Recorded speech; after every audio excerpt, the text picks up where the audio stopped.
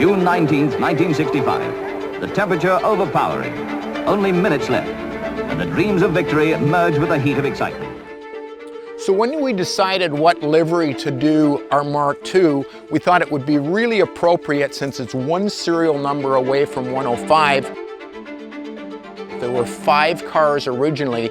There was GT101 and 102, which were destroyed in period, 103 and 104 that are in the Shelby Museum, and GT105 is kind of the last one in that original livery, the famous white with the blue hood and the blue stripe over the top. Obviously, the history of the Mark II was made famous by the movie Ford versus Ferrari. But what a lot of people don't realize, GT106 and 107 were the prototype Mark IIs, one serial number after GT105. So GT106 came over to Carcraft with a 289. That was recently discovered by the historian Ronnie Spain. So it came over as a 289, Carcraft stuffs in the 427, they test it at Dearborn, it goes to Shelby American, Ken Miles takes it to Riverside for 4 days, tests it there, it goes back to Carcraft, gets ready for Le Mans. So when they went to Le Mans in 1965, McLaren and Miles were 4th on the qualifying grid. GT107 was actually on the pole 5 seconds a lap faster than the Ferrari. They both had gearbox problems, they both failed to finish the race, but for sure the world was taking notice that the Ford GT40 was a car to contend with. Obviously in 1966 they won Le Mans, the rest is history.